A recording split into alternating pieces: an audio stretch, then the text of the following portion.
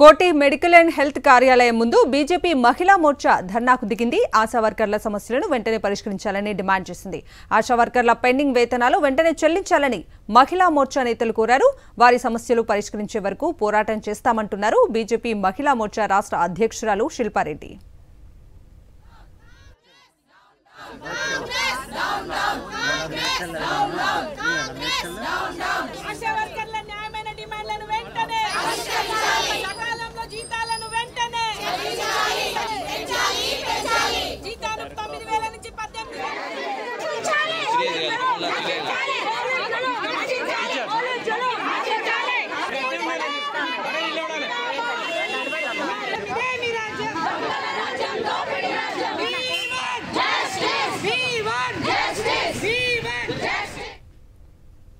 మరింత సమాచారం మా ప్రతినిధి విక్రమ్ అందిస్తారు. ఆశా వర్కర్ల డిమాండ్లను పరిష్కరించాలని చెప్పి బీజేపీ మహిళా మోర్చా ఈరోజు కోటి మెడికల్ హెల్త్ కార్యాలయం ముందు పెద్ద ఎత్తున ఆందోళనకు దిగింది. కాంగ్రెస్ పార్టీకి వ్యతిరేకంగా నినాదాలు చేస్తుంది. వారి ప్రధాన డిమాండ్ ఏంటో వారి మాటల్లోనే అడిగి తెలుసుకునే ప్రయత్నం చేద్దాం. మీ ప్రధాన డిమాండ్ ఏంటి, ఎందుకోసం ఆందోళన చేయాల్సి వస్తుంది?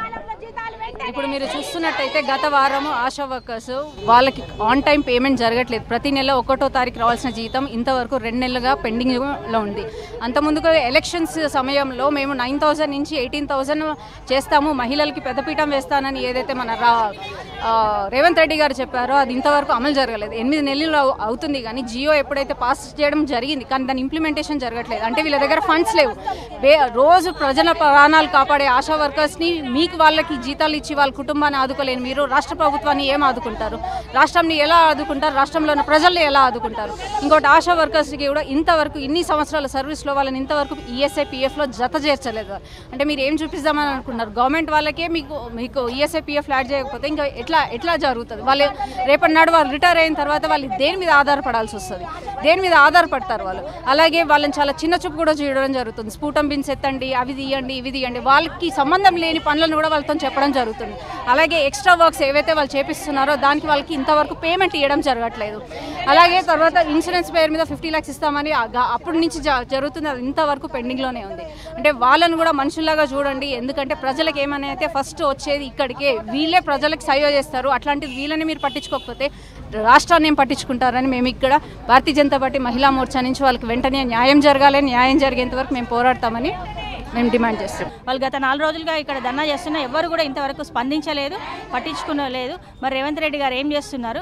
వాళ్ళ ప్రాణాలు, ఆశా వర్కర్లు వాళ్ళ ప్రాణాలను సైతం లెక్క చేయకుండా ప్రతి ఒక్కరు ప్రాణాలు కాపాడడానికి వచ్చేస్తున్నారు, వీధులలోకి ఇంటింటికి తిరిగి సేవ చేస్తున్నారు ప్రజల కోసం. మరి వాళ్ళని చిన్న చూపు చూస్తున్నారు రేవంత్ రెడ్డి గారు. ఏమనుకోవాలి రేవంత్ రెడ్డి గారిని?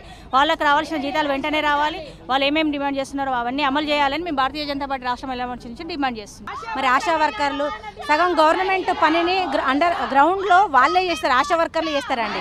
మరి ఇంత కూడా వింగిత జ్ఞానం లేకుండా రేవంత్ రెడ్డి గారు వాళ్ళ జీతాలను ఆపడం ఎంతవరకు సమంజసం? వాళ్ళు పని చేసుకుంటే కానీ పూట గడవని పరిస్థితి. వాళ్ళకి ఇచ్చేదే 8,000 9,000 జీతాలను. ఆ జీతాన్ని కూడా 4 నెలలు 5 నెలలు ఆపితే వాళ్ళు ఇల్లు ఎలా గడుతుందండి? ఎవరికైనా 1 నెల 2 నెలలు ఆపితేనే చాలా ఇబ్బంది పడతారు. అలాంటిది 4 నెలలుగా మరి జీతాలను ఆపితే వాళ్ళ పిల్లల పరిస్థితి ఏంది, వాళ్ళ ఇంటి పరిస్థితి ఏంది? మరి ఇది ఆలోచించాల్సిన బాధ్యత సీఎం గారికి ఉందా లేదా? మరి ఆయన ఆలోచించుకోవాలి. మహిళలకు పెద్దపీఠ వేస్తా అన్నారు, వాళ్ళు ఇల్లు గడవకుండా చేస్తా ఉన్నాడు. పెద్దపీట వేసుడు పక్కన పెట్టు, కనీసం ఇల్లు గడవాలి కదా. మరి దాని గురించి ఆయన ఆలోచించి వాళ్ళ జీతాలను వెంటనే చెల్లించాలి. ఆశా వర్కర్ల సమస్యలను వెంటనే రాష్ట్ర ప్రభుత్వం స్పందించి చర్యలు తీసుకోవాలి. రాష్ట్ర ప్రభుత్వం వెంటనే ఆశా వర్కర్ల డిమాండ్లను పరిష్కరించాలని చెప్పి బీజేపీ మహిళా మోర్చా నేతలు డిమాండ్ చేస్తున్నారు. వీడియో జర్నలిస్ట్ శ్రీనివాస్ గౌడ్తో విక్రమ్, సాక్షి టీవీ, హైదరాబాద్.